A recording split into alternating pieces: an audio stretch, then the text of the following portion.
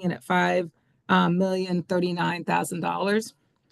It also looked at increasing business license and property taxes to $250 and the utilities tax to $325. It looked at keeping the increase of business license fees at that $30,000. It again accounted for the $500,000 going out to the ARPA project for flood. It increased the deduction slightly it increased the deduction for take-home vehicles. It removed some of the other grant activities, and it froze positions for admin and also did a reduction for admin to a 37.5-hour week. And that had an overall compensation effect at 7.1. And then with that number at the last one, we were at $288,000 loss. So we basically came up and solved about $1 million worth, $1.1 million worth of issues by making all those changes. But in April, we looked at a couple different options that would keep the residential tax rate flat at the same 74 cents and make some changes to some other tax rates. So this is what my presentation is going to show you. So we're moving on to the second thing, but I wanted to kind of go through that because April 1st, I'll talk about more, but I wanted to show you where we were and where we're going. So we're going to talk about the budget assumptions, the updated cost savings, and some revenue estimates. In the introduction, and I'm saying this every time so that it's not a new process for anybody. If someone watches this today, it's not any different than what we've been presenting in the other meetings, is that some of the reasons that we are having this loss of revenue is that ARPA funding was no longer available. And we'll see in public works actually where that shift is actually the most salient, because we have funded some positions to increase our beautification team, and they were funded by ARPA in the first 2 years. And this is the year that we really actually see that funding, and still they're pretty much they're a flat department and are not and have reduced a position that has been vacant. Again, it tells about our reliance on speed cameras, which has resulted in which in some ways has some shortfalls or reliance on the general fund for the police department. I think what you're going to see in the police department's budget is a very responsible budget. I'd like to thank the chief for the steps he's made to kind of address issues, and he's been very proactive in trying to find ways and find savings in his budget. So I want to first of all just thank him for his partnership through this whole process. The other thing is the reasons and the growing expenditures. Expenditures related to personnel are not just the cost of just paying people. It's our insurance, it's healthcare. It's all the things around us. It's what it costs us to insure the vehicles. It's what it costs us to insure the workers' comp claims. I mean, there's just costs that are all related to employees. And then what we've always said is that they've grown since FY21, but we've also increased our staff and increased our services. There are also expenses related to commodities like oil, gas, like everything.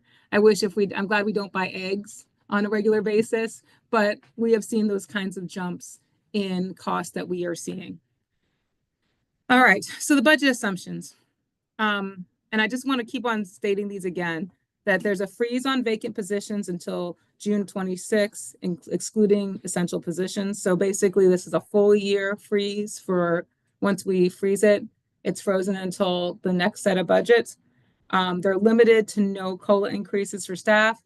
The reason why I say limited is that because after looking at some of the other entities, some people are instituting a January COLA based on wherever they are, so that you would maybe do a 1 or 2% increase at that time. If I'm being, penny, the sky is falling too much and things come in great and we're looking at it and we can give 1 or 2% at the mid-year, that's what my recommendation would be to do, because people are taking sacrifices and they're paying more for everything.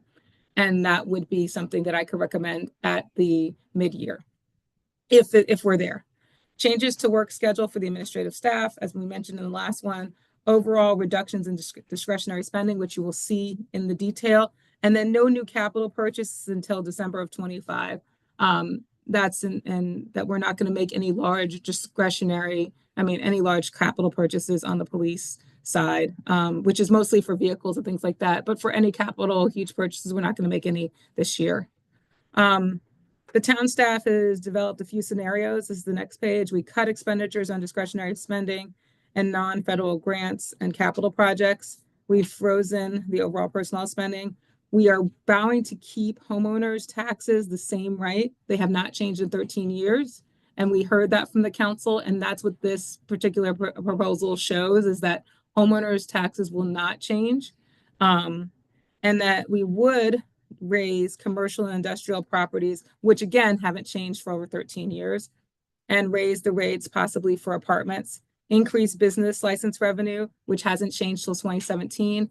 And in your agenda in April, you will see a proposal that will then change and add these new fees to the ordinance, and then change utility and personal property taxes. So those are the revenue ways how we get to it without individually and without affecting the individual homeowner. In those scenarios that Vito presented last time, the increase for homeowners would have been about 50, would have netted the town about $50,000 or $60,000. And we didn't think that was worth it from the standpoint that there were other ways that we could probably make up that by making additional cuts and doing what we could ourselves before we did that. Because we understand the residents and the homeowners are really equally strapped, and they've seen assessments rise. So this next page is 3 different scenarios that show that the council can look at. That's in your presentation. There's scenario 1, which is no change to residential, an increase in commercial and apartments from commercial would go to 82 cents. This looks like 82, 85. Well, I think it is. This is 82, 85. Where's 82, 82, because it says 82. I'm sorry, it's 82, 85. Okay, so this is 74 cents for residential, 82 cents for commercial, because on one side it says, and one side 85. So in the last one it's 85. That would be an overall net of $5,034,415. Option A would be no change to homeowner residential, a commercial raise of 80 cents, and an 85-cent tax on the apartments. That's keeping those flat, and that would be $5,006,000. As you can see, the amount commercial generates per penny is a lot less than apartments do because of the overall tax assessments of the apartments versus the commercial. So when you go when you don't have 2 cents, it's about $50,000. Oh no, sorry, it's less than $30,000 for 2 cents on the commercial. And then the final one would be the one that raises the most, which would be, again, residential flat, because I want to make sure I'm always saying that the residential is flat, 74 cents, 85 cents on commercial, 85 cents on residential, and that raises $5,076,097. So those are your 3 options of just the commercial. Of just the different tax rates. So what would you expect next? This is a finalization. This helped us to finalize our revenue options. We're going to provide estimated cost savings again, and we keep on doing it. Or if we find some change, we bring it back to you. And then we would have the tax rate hearing and the budget ordinance both introduced in May and finalized for you. So that is then the very last next steps are your next hearing and next overview is on the April 14th meeting. We'll have that update. We will do, if needed, the April 29th, just to maybe confirm things up with the council. We also have the town hall presentation that night, which that way you can if there's any tweaks or anything, we can make them at the 29th meeting. The tax rate hearing would then be on May 12th at the council meeting, along with the introduction of the budget ordinance. And that's it for the presentation portion of slide portion. But I wanted to share that first and then say that if anybody has any questions, I'm here to answer them. And I'm going to stop sharing, which I think I can stop. Oops. Can't get this open. Regime, can you stop me from sharing? Because my thing is very small. There it goes. Stop. Sure. Good to see you. Let me get to your name. I'm not sharing anymore. I guess I stopped myself. Yeah, we can still see your screen. Stop sharing. Yeah. Okay, There you perfect. go. Yeah. Okay, perfect. All right, I'm stop sharing. Okay. So Is there any other questions for anybody or on the overall presentation of the budget for tonight? No questions. I appreciate all the scenarios that you guys have worked through to really try to hone in on how we can reduce the deficit. I'll tell you, 250K is easier to solve than the 170 million that the county is going through, or the amount that the state is trying to reconcile. So I'm confident we'll be able to find enough in here to close the gap. So again, I appreciate all the collaboration getting us to this point. Are there any comments or questions from the council before we dive into the details? Don't see any hands on the screen. Do you see them? Or No, I'm totally projecting. into the details. Yes, all right. Currently, no questions, Mayor. You can Okay. hear me? Yes, Councilwoman. Can you hear me now? We can hear you. Good evening again, everyone. Thank you so much for working on this budget. We really do appreciate it. I love the fact that despite the cut and the freeze that we're on, we're not losing any of our officers. Everything is still in place. So I really appreciate the hard work that you're doing. But I think in the future, what we need to do is actually try to see if we can make some notes here. I'm sorry. All right. To see how best we can get some businesses to come into our town so we can attract more revenue, so we don't have to be burdened down anybody and increasing these taxes. I don't know if that makes sense. Yeah, thank you for that. Yeah, Councilmember. it does. Yeah.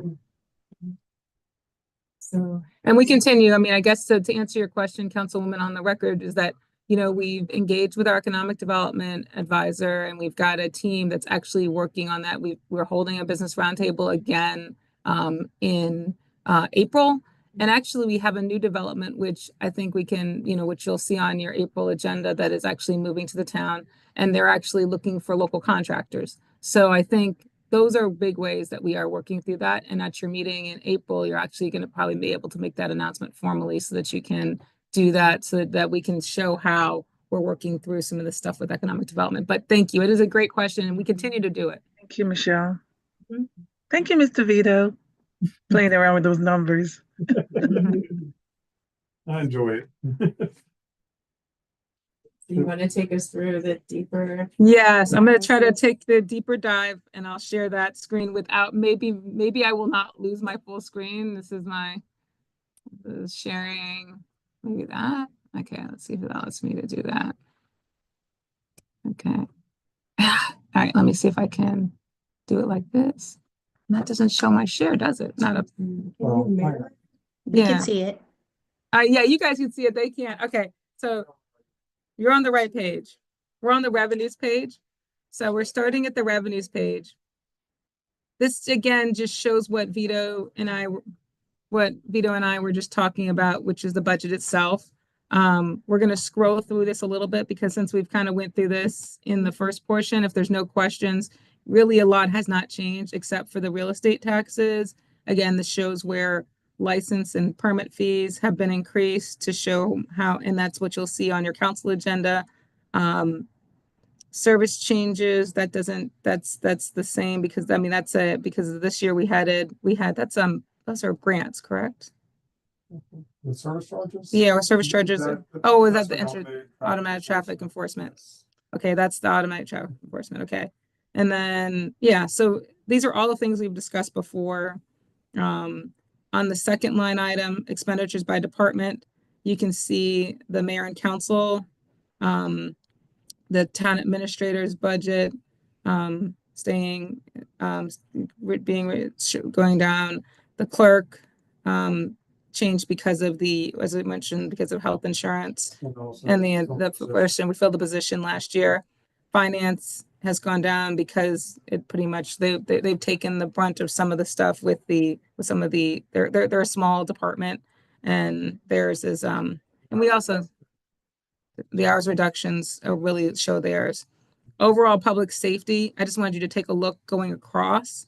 we're showing a net reduction in public safety from 7.3 to 6.6 million. That's why I would say the chief helped to work hard on this. And this doesn't, this is with some of the vacancy savings that we mentioned, and just some small tweaks to discretionary spending, which I think is really helpful on this. But it also does not reflect some of the, if we do have expenditures that, I mean, if the speed cameras do come back, then some expenditures would then increase right into their capital purchases. So we're not, last year we budgeted $300,000 in capital purchases from speed cameras. This year, we're not putting that in there as well. So that kind of helps to show why there's such a, it looks like a dramatic difference, but without putting that money in for the capital purchases, it kind of takes $300,000 or $400,000 off of the table in the beginning of the year.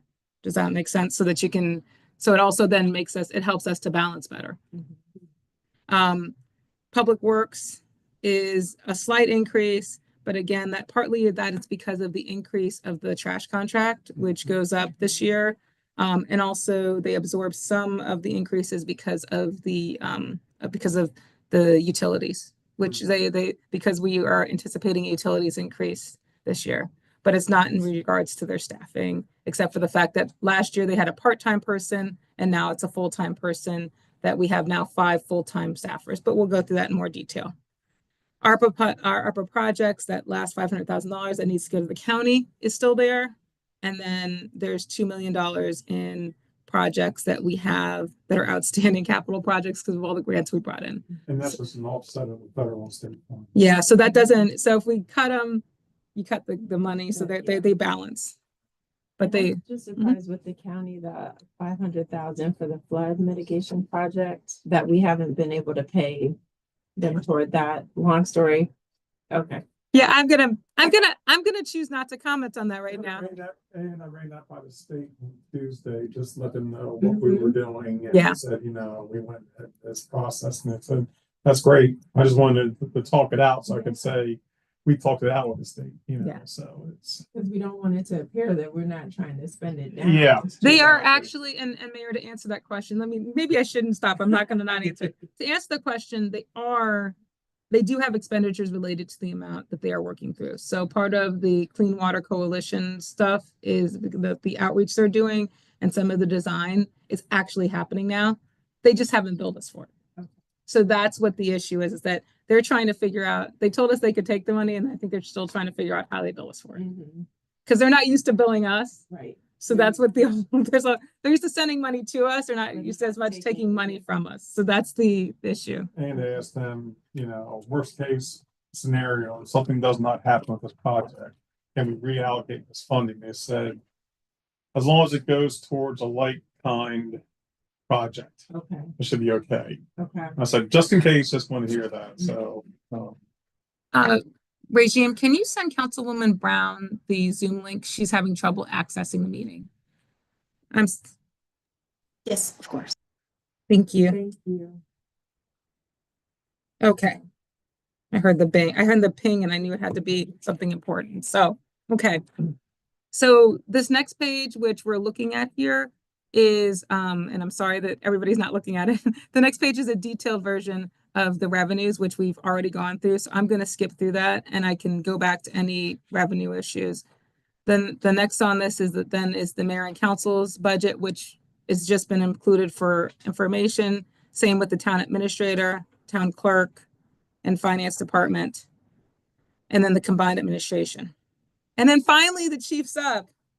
We're now at the page for the public safety budget. Chief, I'm going to let you kind of go through this. I know that we talked this morning, this afternoon about it, and I'll let you deliver your portion. And then if there's anything that the council has, I can answer. I will be here for questions. All right. and Chief, I can jump in too if you need anything. Okay, well, just, you know, looking at it on the side there, I appreciate the shout out, Michelle, because I believe that we all have. I'm mute. Muted yourself for a second. Okay, yeah, You're back now. okay. So just looking at the budget, Vito, you can, because this is your world here, but We do understand where the cuts are. So we have decided that we will freeze some of the positions that are already vacant, which will be the cost savings for each of those positions respectively. So we currently would have we'll have 6 dispatchers and a supervisor. And you see we have a vacancy there. Code enforcement is up to par. Cadet program, the council approved for 2, but we have 1 vacancy that is frozen. So that would take us down from there. If I miss anything, Vito, the community coordinator. So former Miss Adams' position is vacant, and we froze that. And we just filled that with right now with an assistant. Vito, you wanna? Yeah, no, and One of also these, we 'cause have, this is your right. yeah, that's fine. Also, we have 2 officer vacancies, which are frozen as well. If you look down here, it's at the bottom there of the compensation line item. You can see for FY25, it went from 5.8 million down to 5.449 million, which is a 7% drop. And that's because we have 40 total employees actively budgeted for FY26. But there's actually 45 positions in the FY25 budget. So as Chief said, we're freezing the vacant positions. So that reduction of the 5 positions not being filled adds a tremendous cost savings.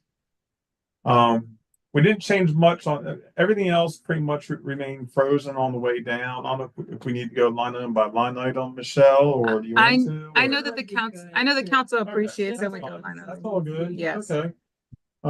Okay, so let's go down these. We'll start with tuition reimbursement, the account line item 6110. Well, let me start off first. Okay, I got back up a minute. Michelle, go back up real quick to the top of this. Sure, no problem. The left-hand column is the FY25 budget. The 3 purple columns are what we're talking about with FY26. We have a column for the operating funds, a column where we are just earmarking automated traffic enforcement funds to fund a line item in the budget. And the next one is the total of the FY26 operating FY26 traffic budget.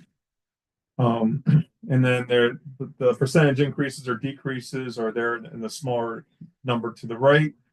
And just some of my notes to the line items.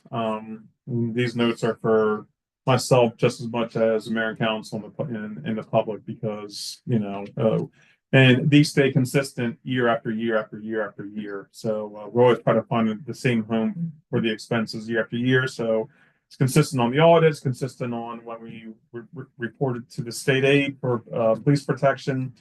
All this ties into it. So anyway, okay, so the account number is 6110 on the far right. We're going to start there. Tuition reimbursement. I'm not going to call out the account numbers. I'm just going to call out the account title. And the mayor and council, I can't see you, or council members, I cannot see you on the screen all at once. So if you have a question, just shout out, because I don't know if we can see the hand up feature or not. So Okay, thank you. We'll keep checking. yeah, because Okay, I'll try to raise my hand. Thank you. Yeah. If I go 2 line items past you, just stop me and back me up then, okay? Okay, thanks. Okay, so tuition reimbursement. That is for if we hire officers out of the academy, after they've been here a certain amount of time, we reimburse them for their tuition through the police academy. Again, all these have stayed the same. Uniforms, these it's an expense for the these initially. It's more. We see the expenses when new officers come in, because we have to fully outfit them with the uniforms, the outer carry and bulletproof vest, and then there's a monthly uniform allotment given to the officers for their upkeep of their uniforms. Recruitment, that is, as it explains here, it's for conducting background checks, investigations, and psychological evaluations that all new hires have to go through to be vetted. Professional development.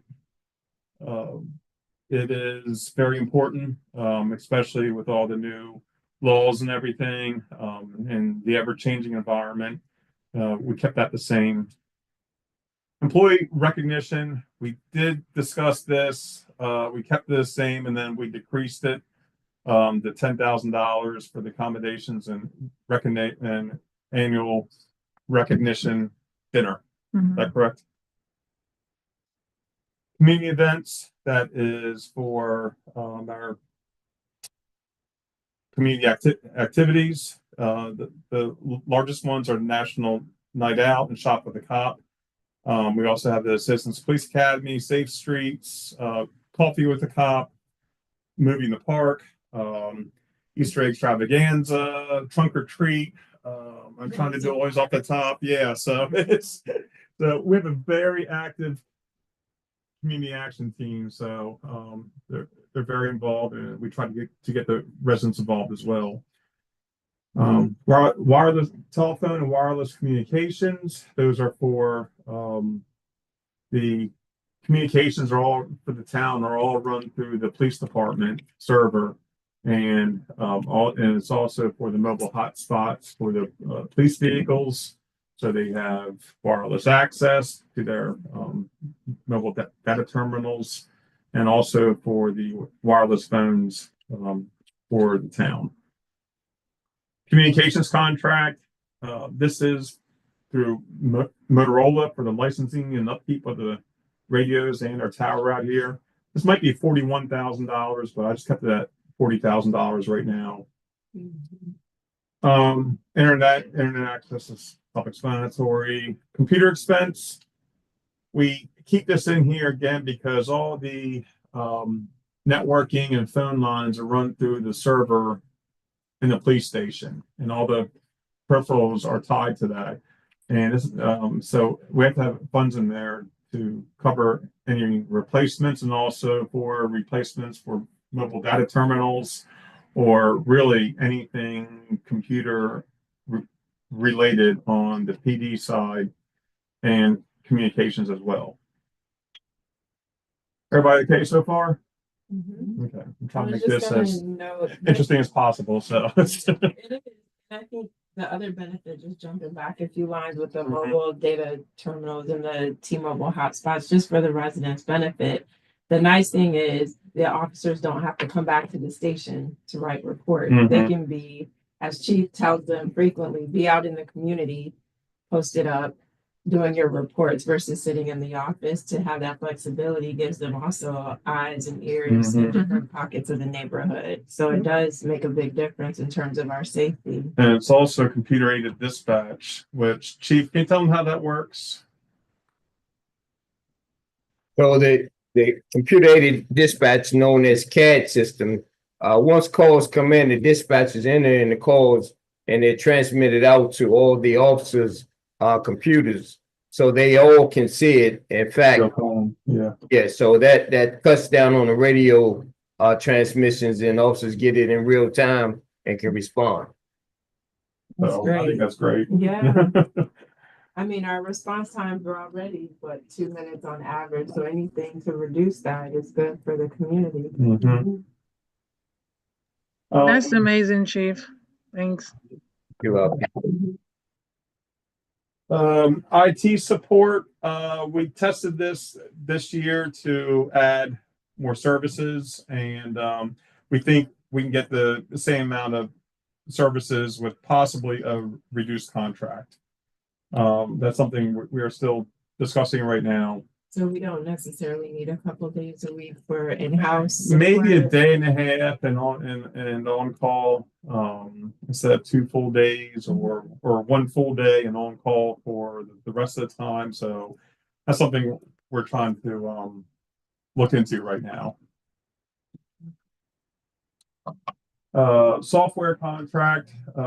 Again, this is related to the servers for the town being run through the communications department and the police department. It covers our backup software, our antivirus software, our sonic wall. What is that? I'm sorry, that's a Yeah, that's the good. wall. Wall. The firewall. Thank you, Firewall. Chief. Thank you. Firewall. Yeah, I can see the little box. I know. The backup. But it's also for public safety related things like the artificial intelligence, facial recognition software, the license plate readers, Mhm. records management. I think also the training software is in there as well. Shot spotter. Shot spotter. And Yes, thank you. then Power DMS, is that also in there too? I guess that's Power DMS is the training. Hold on one second. No, shot spotter is down contractual services. Contractual service. But yes, It's you're right. police Sorry, one. Police one is in there. At least one. At least one. That's what I was trying to Yeah, one of think of, those. Chief, for the training and for I the. just had to remember like what I signed. Power DMS. Which one is that? A lot of stuff on top of our heads. I know. We see it all, just can't get it all out at the same time, when questioned sometimes. Insurances. We had the legit meetings this week, and I might have to increase this once I get a better feel, because of course they're, going to increase anything that has to do with public safety. It's throughout the state. I want to make It's sure throughout the that. state, yes, yeah. And also, on the mayor and council budget as well for the, liability Liability insurance. insurance. That's going to be increased because of, yeah. Yeah. Yeah, so, but I'll know better this month about that, before I increase it, because, it may not hit us as hard as a larger jurisdictions where they may take more the brunt of it. So right now we're keeping that flat. Equipment maintenance or lease, I'm sorry. That's for the copiers and the postage machine. Contractual services. Okay, so this is the one's $120,000. The large portion of that there in the center column, we have 50,000 is $100,000. $50,000 of that is for shot spotter. And the balance of that is for our grants manager and all, and the smaller amount and the 20,000 in the police general fund is for our background services, our reporting services through Equifax and Nexus, and also for document storage. Yeah, small document storage. Yeah. Okay, automated traffic enforcement. This is for Mr. Vito. Hi. yes. Hey, Yes, just real quick for the contractual services. You said part of that 120 is part of it's for the shot spotter, and the rest remaining is for contractual. Is that what I heard? For our grants manager, yes, for shot spotter and for our grants manager. The shot spotter contract, I think, is around $55,000, and grants manager right now is 36,000. Yeah. I think I have a portion of the storage software under that as well. And then Lexus, Nexus, and Equifax. Yeah, Okay. make up the smaller amount of $20,000. Oh, okay. Thank you. I just had those split up between speed camera and the general funds. Thanks. Yep. Said the automated traffic enforcement is for our for our cameras. And then Chief, just one quick question on there. Can you just remind the residents how it works when there are months where the cost for the monthly expense for the automated traffic enforcement is not generated through tickets with our contract, what that means? So we have built in our contract, we have what you call a gas net neutrality clause. So if the speed cameras don't generate enough revenue to cover the cost, then the town isn't held liable for that, those bills to cover each camera. Each camera that we have is $3,400, about $3,400 in some change. So that those fees are directly offset by the revenue. So that doesn't really come from the budget. So if the revenues, as we stated earlier, the revenues were down slightly, or if there's some technical difficulties with the cameras failing to do what they function properly, we are held liable because of net neutrality. Chargers. Thank you for that, Chief. Yeah, we've seen some savings this fiscal year because of that. Okay. Um, So the good driving by the Right. community, once Mhm. again, Yes. is saving us some money. Saves you money on the other end, right? Yeah, and also we should keep in mind that weather also plays a factor. When we have snow and stuff like that, you know, no one's speeding because of the conditions of the road. So that plays a part into it as well. That is true. Thank you, Chief. Fuel, I kept the same. We've been increasing this over the years. Some years it's under budget, some years it's over budget. We keep increasing it.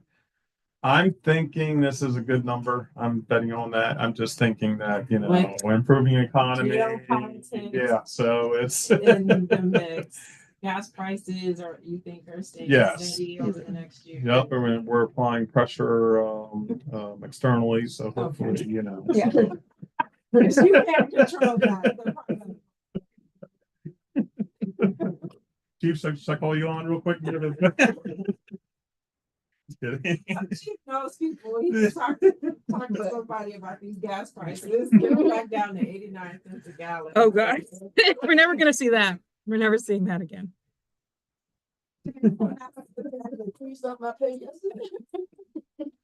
Yeah, probably 32 gallons in that. Oh, But anyway, vehicle repairs and maintenance and vehicle body repairs. This is the cost of having our fleet. And it's just cost to maintain the fleet. And actually, this has decreased over the years because our fleet number has increased, but this number has decreased because of our fleet replacement program, where we're phasing out the older vehicles and putting in newer vehicles.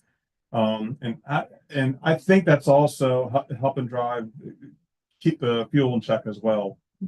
So that's true. You get better mileage. yeah, with the yeah. newer So vehicle. and once in a while though, we do have some major repairs, but that's why we have that budgeted. Weapon repairs and supplies, that's for firearm purchases and ammunition for range days and qualifications. Membership for the it's various agencies. Chief, you probably rattle off 3 or 4 of them real quick. IACP, Maryland Chiefs, and Sheriffs, Police Chiefs Association, Prince George's County. It's for the professional memberships. Mhm. Aren't you also Noble, right? And Noble, yeah. That's right. Who said that? Michelle. Michelle. Oh, okay. Yes. It's not just for a chief. It's for the command staff. It's for everybody. The travel, and again, we talked about with professional development. We're keeping that the same, and we're also keeping travel the same, which coincides with trainings. We tried to take part in as many local trainings as possible, but there's specialized training that is not always local, and we have to travel for.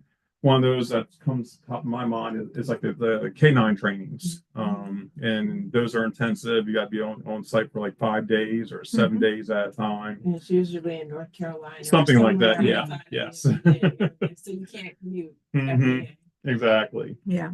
And I think it's good that Chief, I think the one thing is really good to talk about the fact that these aren't trainings where somebody's going to be sitting at a normal conference or it's like you're having like a weekend at the beach. These are intensive trainings that your staff is taking. in order Right. for- And yeah, these are specialized training. to enhance the positions that they're in might be evidence and property and evidence. So whatever the training is, it's not always locally. We try to find, local training, but sometimes we have to go where that training is being offered.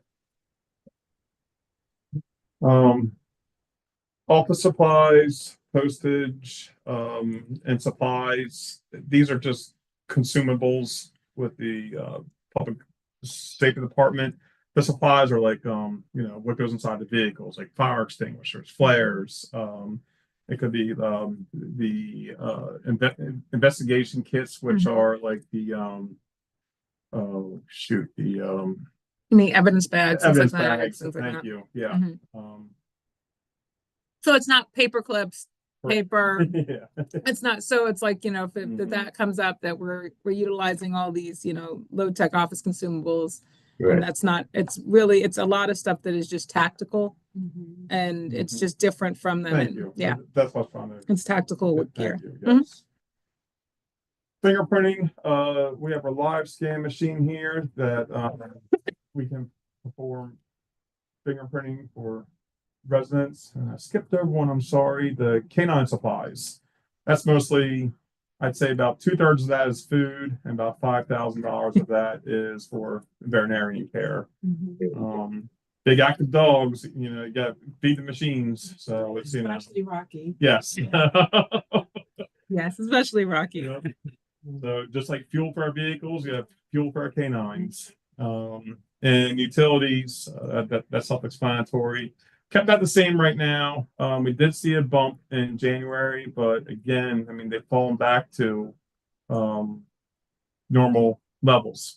Now, I am hearing that they're going to do a June 1 increase. I gotta see if that's going to go through. And if so, we might have to come back and add like maybe 10% to the utilities. That's what I'm hearing. I gotta see what happens with the PSC.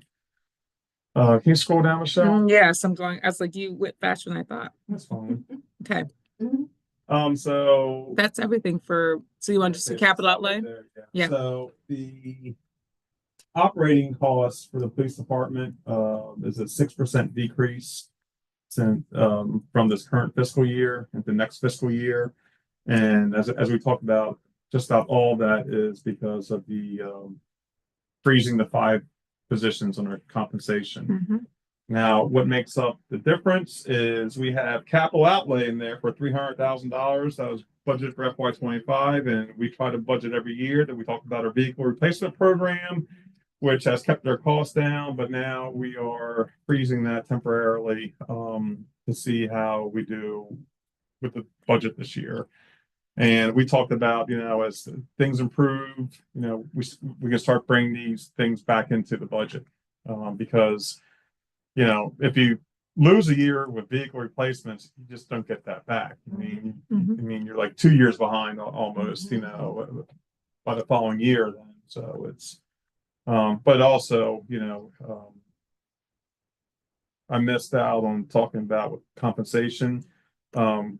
We don't have any increases in here, so no COLA and no merit. So talking about bringing things back, frozen positions, so that's something we have to monitor next year. And as financial conditions improve, we can talk about bringing things back. And I just wanted to make on the record the competitive issue that the chief actually faces, because we've been tracking in other agencies, Hyattsville, Greenbelt, I was going to say College Park, but they don't have a police department, and New Carrollton. If you look at comparables, and I also believe Mount Rainier, they're all giving COLAs.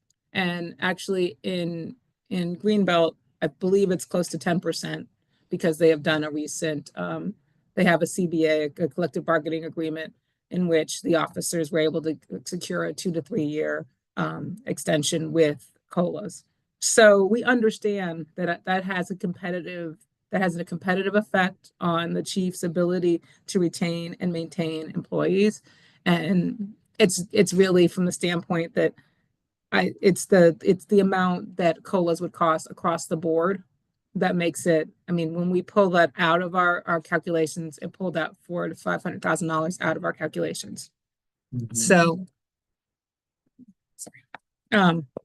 So that's the, so I just wanted to make that clear, just so that everybody understood it, and that we do realize that it's a competitive disadvantage for the chief. Yeah, I appreciate that. Chief, did you want to add anything? Not really, man, but one thing I will say that, you know, it's, I think we work with a group of, you know, officers that they, for the most part, they understand what's happening across the country, not just here in Bladensburg and Prince George's County, but, you know, we are now faced with some challenging times. So I'm glad to know that we have officers and staff that, you know, they're willing that, you know, they understand we have to make some sacrifices over this next year. So, you know, so that I do want to put that on the record, that I've had conversations with them, and a lot of them, they, you know, they come in and say, we don't want the top shelf, but can we have what we need to just get through? Like, and I give you an example, you know, ammunition came up last week. And so, you know, we have to maintain what we need to maintain to be proficient in weapons qualification to meet state standards. But they do understand that, like, we have to be very, very, you know, considerate when we making purchase. So I do want to put that on there, that we have had conversations with staff and they do understand. Yeah, that's encouraging. Thank you, Chief. And we do hope that, at least from the council's perspective, that it's not lost on the team that when we have the resources, we can be generous, as we were with the salaries a couple of years ago, and how we made a significant bump up in salaries, that the officers wouldn't be where they are in the pay scale if we hadn't done that using those ARPA funds as a way to incentivize them, help with retention. And so there's sometimes where things are lean and we have to tighten our seat belts or buckle our belts a little bit, and then times where the revenue comes back around. And for those that are still here, we're able to reward or compensate them appropriately. And so it will happen once we get through this. So I appreciate you carrying that message to the team and just making sure that they understand where we are with the situation and the gravity of it. Man.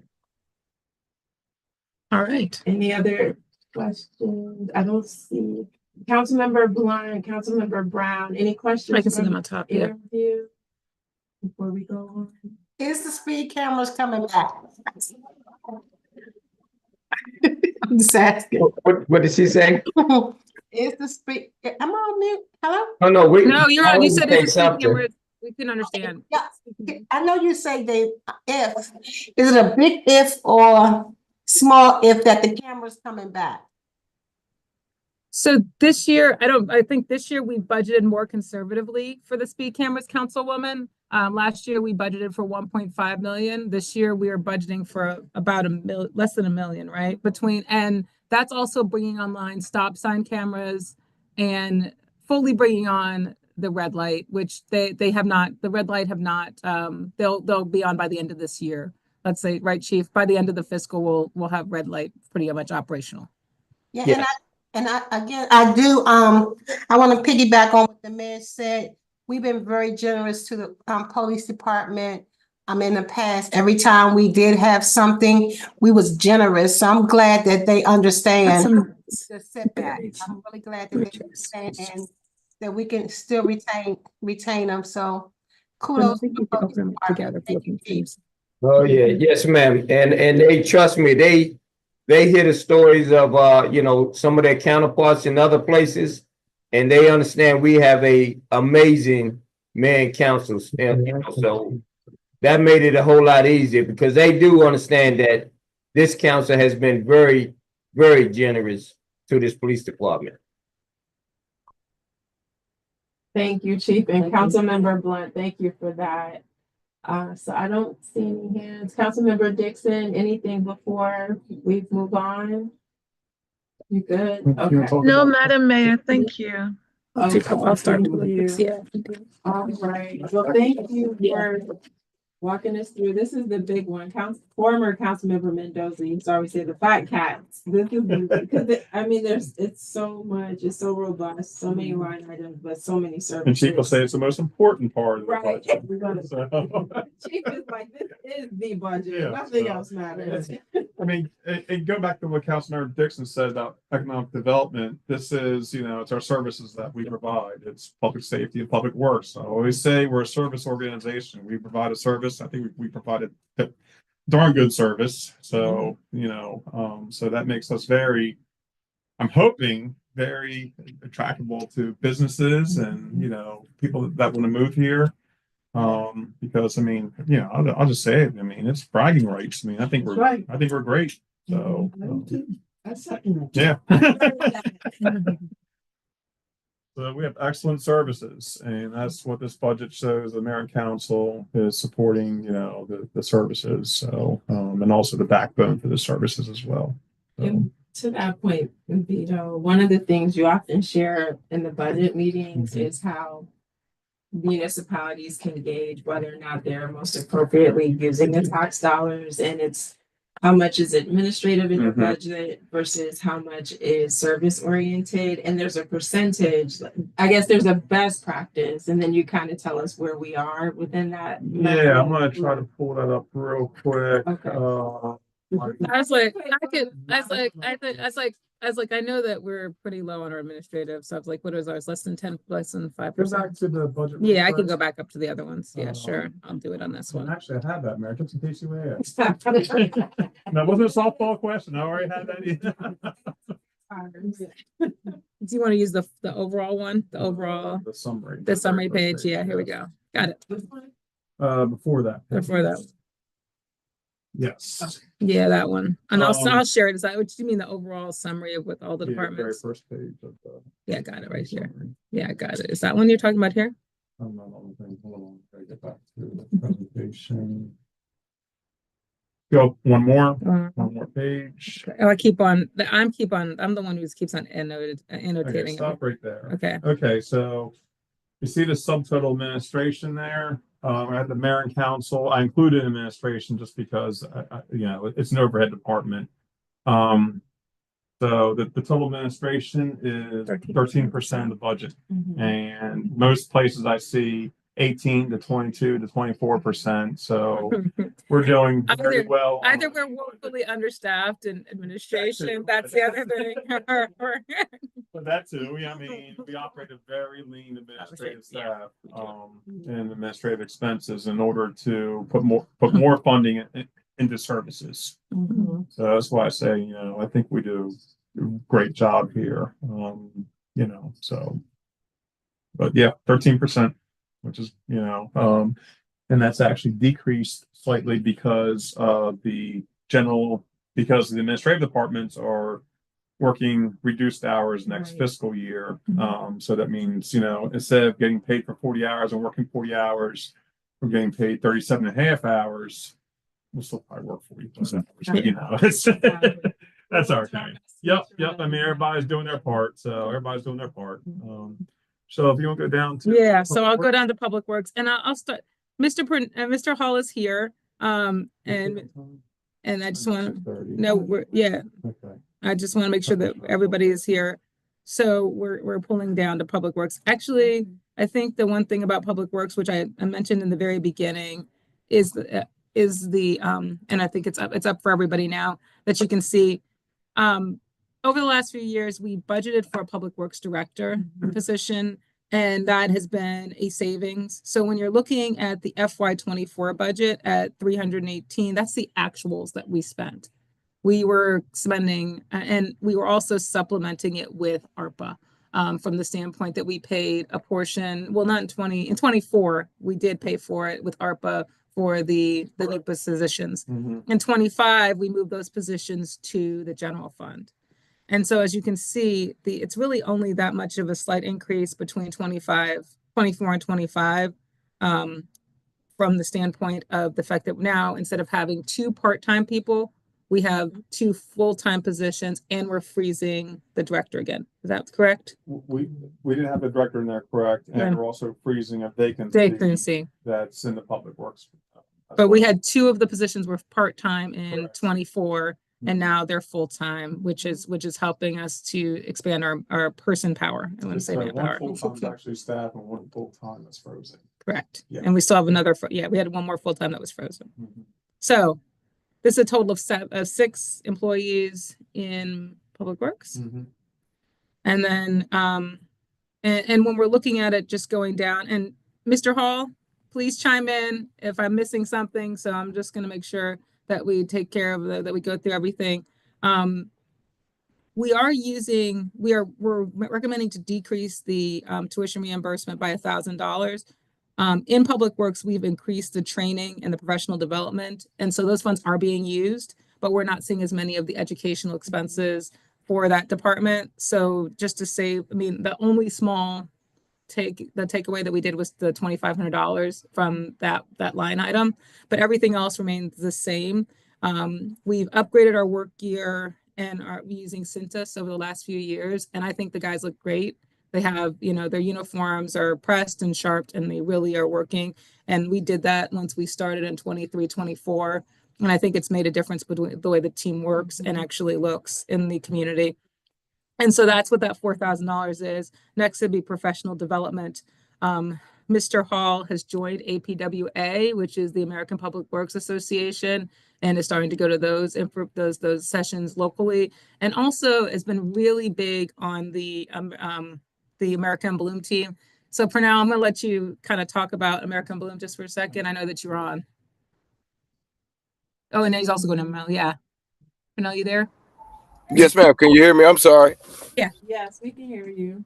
Okay. Yes. American Bloom is very exciting. It's brought a lot of attention throughout, not just Bladensburg community, but throughout the community. I mean, Prince George's County, Ohio, all over the world, kind of, far as beautification wise, and also different type of species that take over different type of areas, such as, a lot of species do not grow in urban areas. So learning a lot about different type of species that we are able to grow around the town of Bladensburg, and excited to see what we can do. As we said last year, we've planted for the first time, we planted about 54 trees, and 7 of them didn't make it, and majority of those were dogwoods, in which they are hard to maintain in our type of soil that we have around in Bladensburg. So we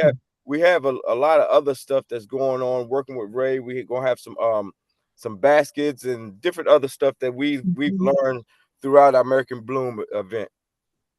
Yeah. Yeah, that's great, Mr. Hall. And you can definitely see the correlation to the time you've spent getting more entrenched in the organization and then bringing those ideas back to the community. So we are excited about the baskets that will help with beautification. Of course, the ongoing tree plantings, signage coming soon to make the community look more beautiful, and where we can, using bushes and natural things for signage to hopefully one day, I keep saying it, have Bladensburg in bushes like the buoy sign when you get off of 50 going into the older part of Bowie. But it's just great to see you being so excited about these learning opportunities, and also being willing to take the time away. And then plus, I commend you because it's also giving you the opportunity to give your team the chance to show leadership and step in the gap when you can't be there, and exercising their own leadership skills and using the various skills that they have too. So thank you for that.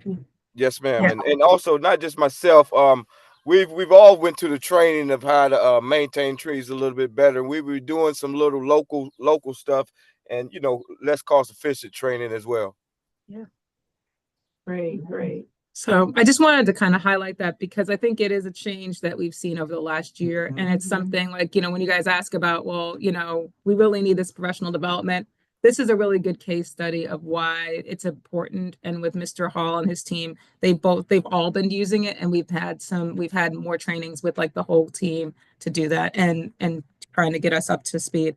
So the next one is and I was going to use a number 6350, which is the internet access. This allows everyone, this allows that mobile access. I mean, that allows internet over at the Public Works building.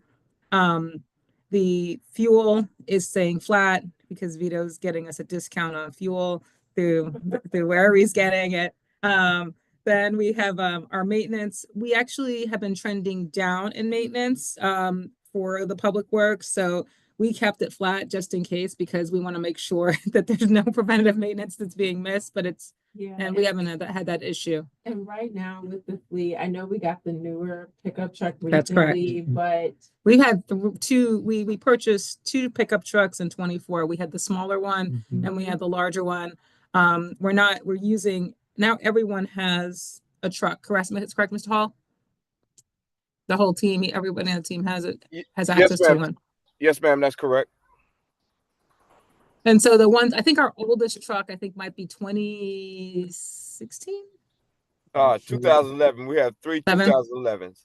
Okay, that's like good because yeah. Yeah. But they don't, I mean, trucks do go a little bit longer, but didn't we see some grant funding from MEA for Public Works? well, these are those are the bigger, the hard, commercial one. the body, that one is the body, the big body truck, correct? The 2011, Mr. Hall? Yes, ma'am.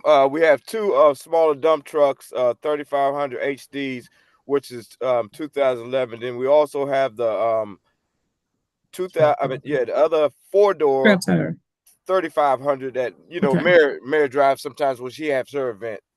Yeah. Okay. They're very low mileage. I'll have to tell you, we're not burning up the Which is wilderness. probably why they last so long. Correct. Because They're not 1.1 square mile. You're not, commuting to Baltimore. But hearing what you're saying regarding some of the electric hybrids, yeah, I'm still trying to get Purnell into that. So it may take me once I get the chief on, it'll be like they both want electric cars and then they'll be excited. So maybe once we get we did apply for the grant for the Call Bus. Once we see how that works, and we've actually applied for charging for the the rapid chargers so that we control that. So that way it'll be, I don't think until we have the rapid chargers that we would control, it might not be feasible, but we are getting a charger installed at the Public Works. If we get a grant for that, then that would be more feasible for him to have his own charger. That makes sense. So that's why for now, but I said no capital expenditures, so let me keep on going. Okay, so then equipment maintenance, Mr. Hall does it. They do a lot of their own equipment maintenance and repair, which is great. And it's not the fact that they can't do it or they do it because they can't get parts. Yeah, it's parts That they need. Yeah. Yeah. So for the mowers and just Right. kind of heavy equipment. Yeah. So that's what our line item is. Building maintenance. These are for the town facilities. In this last year, we did the roof repair. So there was a spike upwards for that. So we did because it was $39,000 for the roofs, and it was deferred for a long time. So that was in this year. So we don't. Here at the table 30 years Yeah. ago. So and I'd say over the last 2 years, we've done a lot of updates to the buildings that kind of keep us here for the next year and a half before we got next couple of years with the town hall. And that's again the conversation that we'll have on the 29th is about the town hall. So that one is there. Streetlights, we have that at 50. That may need to increase because we've been making those changes. We've automatically increased the sanitation contract because it does have an escalation in this year. And we also added the recycling dumpster that we are using here at the town hall, because we didn't have that before. The landfill fees, that's based on what we pick up, and we're having that to remain at about $15,000. When we pick up stuff from when neighbors or people leave things out, we take it to the dump ourselves. And so that's our landfill fees. Janitorial services, Miss Watson and Mr. And also, Hall. Michelle, we can back up to the landfill Yeah, sure. fees. That also includes bulk from the condominiums every Friday too, as well. Okay, thank you. I have a question. Does the street lights, isn't it falls on the ground maintenance? We have those separated out because we have to report those separately on the, for the, tax. Tax bills, differential. yeah, differential. So that's why we always have that as a separate line items, because the county wants to see what our contribution is to light the streets. Right. Okay, makes sense. Yeah. Thank you. Mm-hmm. And that'll be going up, so maybe they'll give us a little more for our tax differential, right? Yeah, we're waiting to see So- how this falls out. I mean, that's another one that may increase as well. Yeah. Before all said and done. Um, And then just, oh, I'm sorry. That's what we're looking at. Yeah. Yeah, so we're going back and forth. we have a What to meeting. say. We have a meeting on that. I have a meeting on that this week on Pepco. So I'll tell you guys once I get to have a meeting with Pepco. I'm sorry, well, state says, Yeah. yeah, so.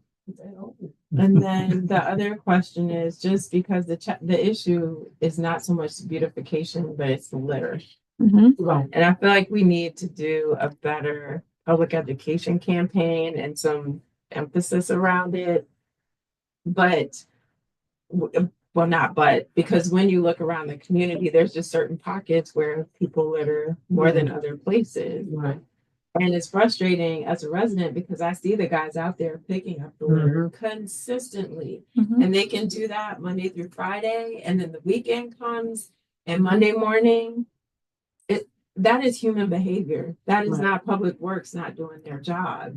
And so I'm just I've been thinking about this for a while. And Mr. Hall, if you have ideas, let us know. But it's just, I feel like we need to put special emphasis this coming year on the importance of not littering and campaigns. And if no one's putting ads in our big bellies, then maybe Ray can create something. But that Ray we did, can- yeah. We have created them and we put up new ones last year. The beautiful Bladensburg. Mhm. Ray's redesigning that for this year. Okay. And then we're also working because some of the ones have the plastic is missing. Mhm. So we're updating the big bellies. I think that the other thing that we did last year, and Mr. Hall, I'm gonna let you talk about this as well, is that we implemented and added an additional 10 new trash receptacles around town Mhm. last spring. We're gonna do the same thing this spring. Look at areas where we're seeing consistently, where we're seeing more trash and making them larger because some of our trash receptacles were older. And Mr. Hall, you can talk about this more is because there's certain ones that are better from the standpoint of the way that the tops are and things like that. So let me let you talk more about this, but that is part of this year's budget is to expand our trash, the number of trash cans, but the more we expand them. Yeah. Yeah, sure. I want to just go back and recite what the mayor was saying. I mean, yeah, the education for the residents, period. I mean, it's just you can have trash cans throughout every corner. It's just like they're so comfortable sitting in their car, doing whatever they got to do after work. We all did it once upon a time, and just throwing cans or throwing, litter just right outside of their house, walk over it, get in the cars and see. But I think most important is getting the residents to acknowledge, and it's kind of hard to say who it is because a lot of people that's walking through our community don't even live in the community. So I think our bigger thing is trying to communicate with our residents a little bit more. And as you say, we may need to constantly put stuff on our I think we kind of have it on our webpage and whatnot, but kind of emphasize a little more. Let's put a little different color to it or something, or a little highlight sparkling or something to it. But that's the biggest thing, and the trash cans do help, a whole lot, but just getting people to put it in the trash can. Right. And that's what I mean by the human behavior. Yes, yes, ma'am. It's frustrating. And the reality is the time that your team is spending picking up trash behind people who make a conscious choice to litter is time that you could be spending doing other beautification projects, but your team is only so big.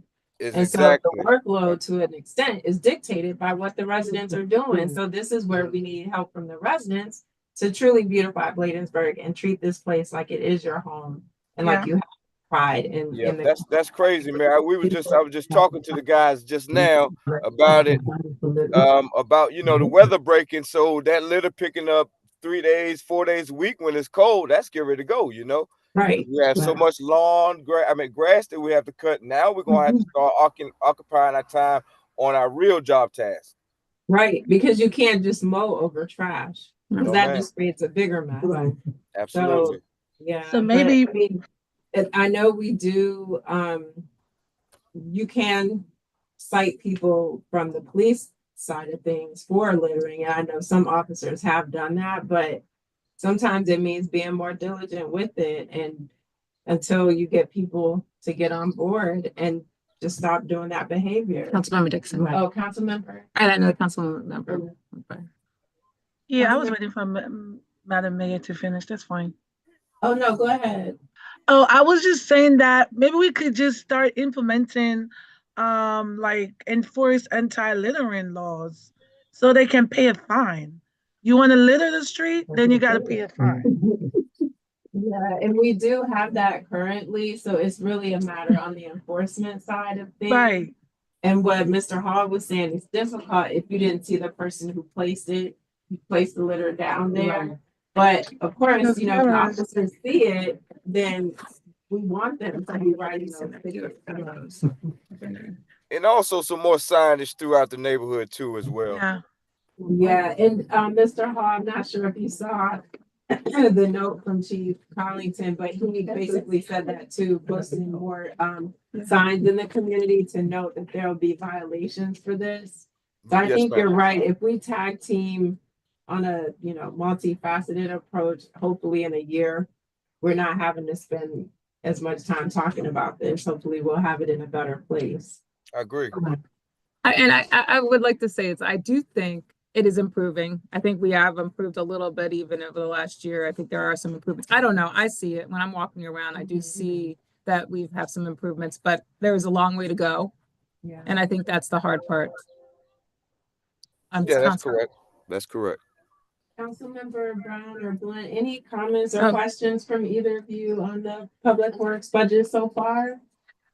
No, I think with the litter too, because it's a combination. You have residents and then you have non-residents. So, but the education, I think the education, and have seen some improvements, as Mrs. Billy Hatchpath indicated as well. No, I just think they continue to do a great job, and thanks for the hard work from the Public Works Department. Yes, and also it does really come back to the staff. You know, we did as everybody know, we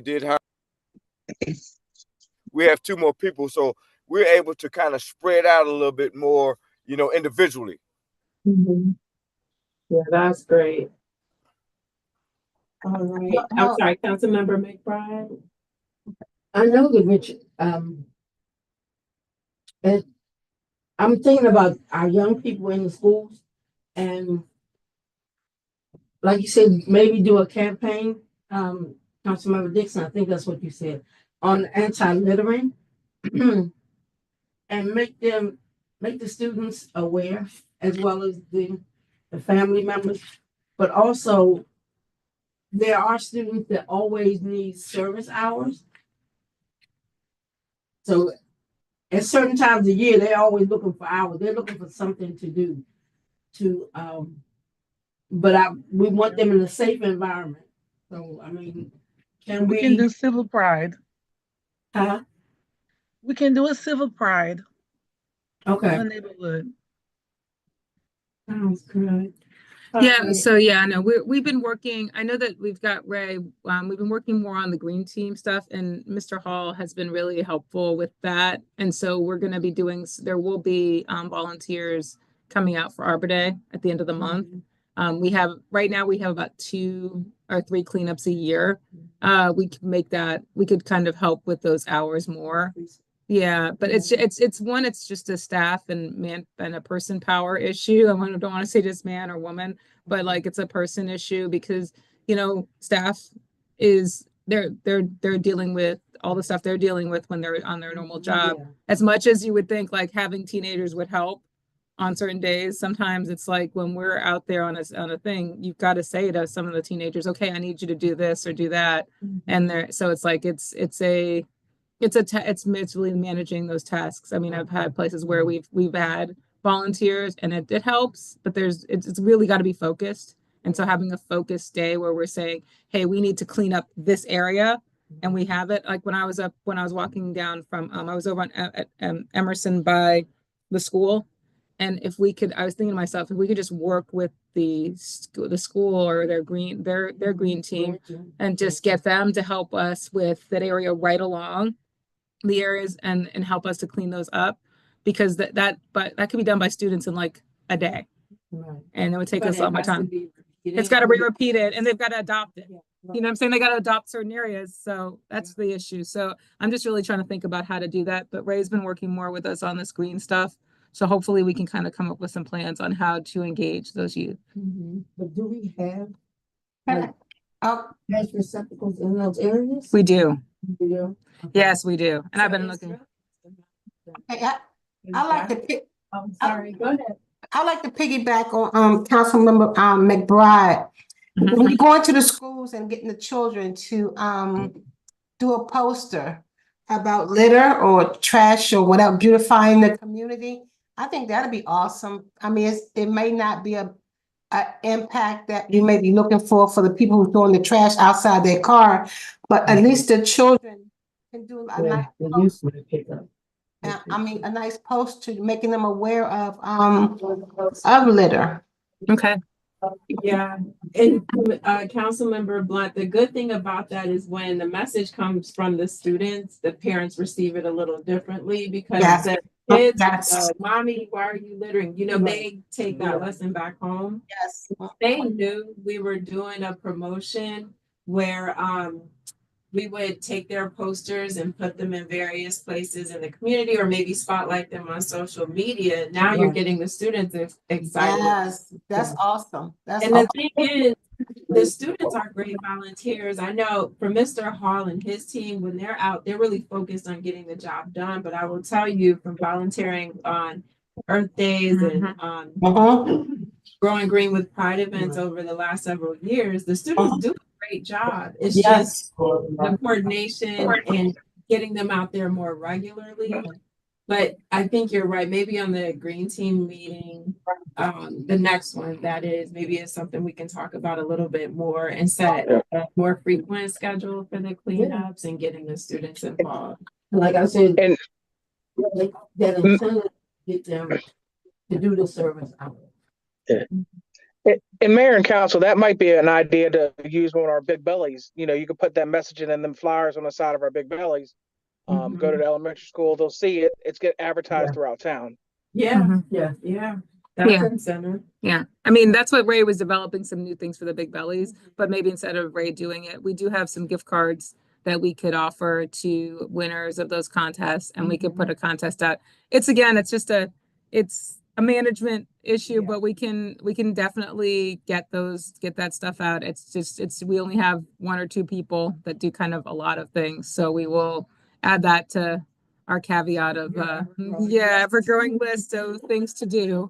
But we are working on it. But I mean, we did have and Councilwoman McBride, last year when we went through the beautiful Bladensburg, we had several different concepts that we showed the green team last year of different ones, and the one with the earth was the one that was picked, and that's what we did add to the big bellies.